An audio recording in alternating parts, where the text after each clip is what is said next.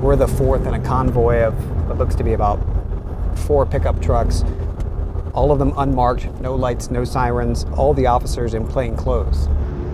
We're with Ecuador's National Police Force as they're dispatched to a house with suspected ties to terror groups.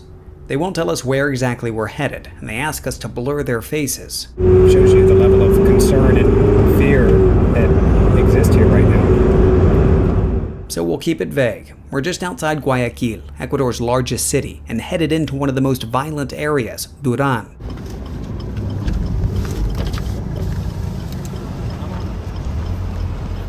More than a dozen officers storm what could be mistaken for an abandoned barn, but their intel suggests otherwise.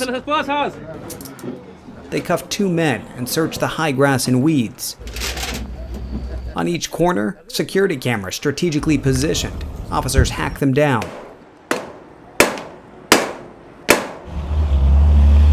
As they leave here, we notice even he's carrying some evidence. Looks like a gun and several rounds in that baggie. This is just one of thousands of raids across Ecuador carried out over the past 2 weeks. Ecuador's military now deployed to neighborhoods. We went with them. Over here, we see 2 guys who have been detained for now.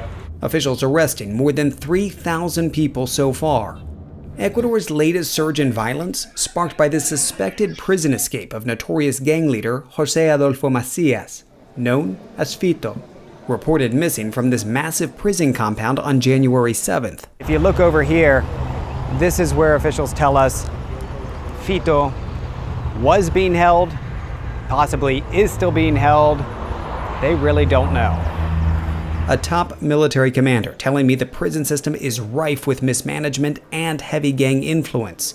So much so that Fito could still be hiding inside. Fito's disappearance led President Daniel Noboa to declare a state of emergency, vowing to neutralize terror groups. A day after Noboa's declaration, on January 9th, 13 armed men took over a television news studio in Guayaquil. They put guns to the heads of employees, forcing them to the ground, and held up what looked to be sticks of dynamite. Folks watched it all unfold on live TV, among them Camille Gamarra and her husband Diego Gallardo. Feeling the unease, Diego decided to pick up their 10-year-old son.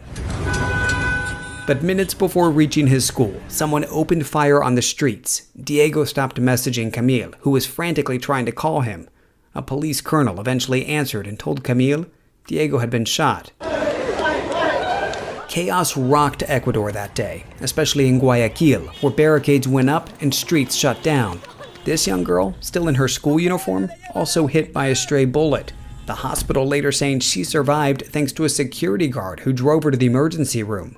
A family friend was able to get Camille's son to safety, but Diego died before Camille could get to him.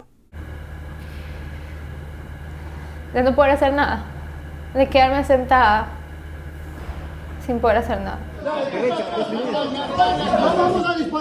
Across town, National Police and armed forces stormed the television studio, capturing the gunmen before they could kill any of the hostages. And this is the studio where the terror group entered, and 13 of them. We saw firsthand the damage left behind. So this is the studio door, and you can see, I can count here, 1, 2, 3, 4, 5, 6, about a half dozen bullet holes.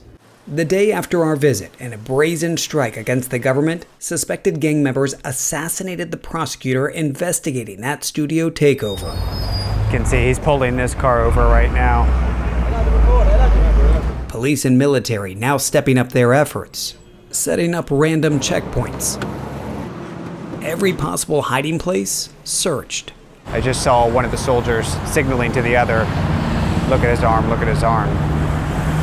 They check tattoos for any gang affiliations and even scroll through people's phones. They also board commuter buses to get intel. He's asking, do they have anything they need to tell him or inform about? He says, we're doing this operation for you all. Residents here struggle with what's happened to their country over the past few years. They tell me gangs are growing bolder and holding people and their businesses hostage, demanding protection money, known as vacunas. What happens if you don't pay the vacuna, if you don't pay the extortion? They get a contract killer and kill you. They put an explosive outside your store. The military tries to weed out those responsible, raiding homes like this one, holding the suspects at gunpoint as neighbors, including kids, watch. It's a lot to take in. She says the fact that there are police here, it's comforting. She accepts that, and that there's military now patrolling the streets. What she doesn't like is that it goes into people's homes and it's now pouring out onto the street. But this is war. At least that's how the government here sees it. And they're asking the U.S. for support, desperate for tactical equipment, ammo, and intel. Why should the U.S. help? Because people will look at this from the U.S. and they'll say, well, that's Ecuador's problem.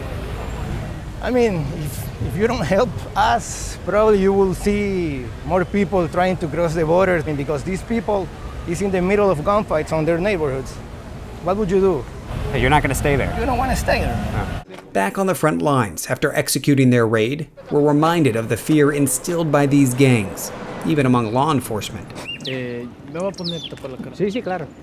This officer putting on a ski mask in 90-degree heat and thick humidity before stepping into frame.